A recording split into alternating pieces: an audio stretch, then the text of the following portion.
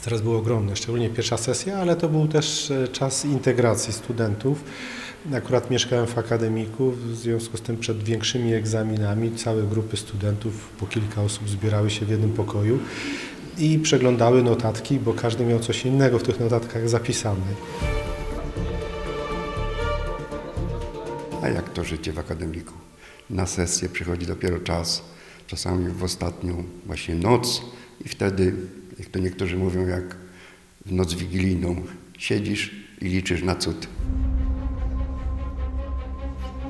Wchodziło się na stare elektryczne, te wnętrza przypominające klasztor powodowały, że żołądek podchodził do gardła.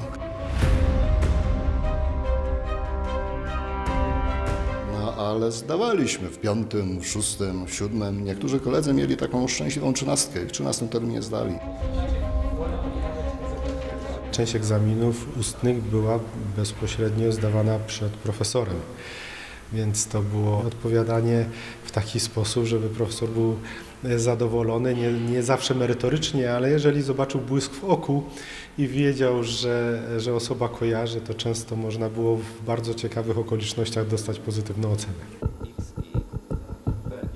Był stres, ale też było oczekiwanie na zakończenie, na wypoczynek i ta perspektywa była dużo ciekawsza.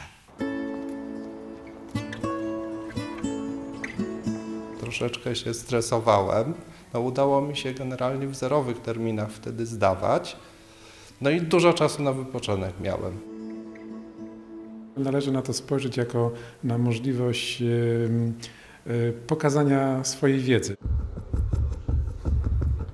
Wiem, że dla niektórych będzie to okres bardzo stresujący. Ja Wam przede wszystkim życzę, aby ta sesja była krótka. Studenci weryfikują swoją wiedzę w trakcie całego semestru, wówczas niejednokrotnie muszą odpowiadać na pytania, piszą różnego rodzaju kartkówki, bronią sprawozdania. W trakcie sesji to wygląda troszkę inaczej, ale w sumie jest to bardzo podobne. Dużo szczęścia, bo to zawsze się przydaje. Genialnych pomysłów, kreatywności, kiedy troszeczkę wiedzy zabraknie. Wiary w siebie bym życzył. Zachęcam do wypoczynku intensywnego, nawet w trakcie sesji.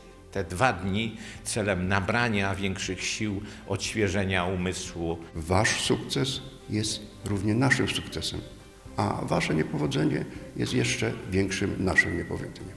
Więc jeśli by się przypadkiem nie udało, to proszę pamiętać, jak to mówią studenci, nie ma spiny, są drugie i kolejne terminy. To nie jest powód do rozpaczy. Po prostu człowiek się doskonali, a jestem przekonany, że jeśli ktoś uczył się systematycznie, to mu to zaprocentuje z nawiązką na sesji egzaminacyjnej.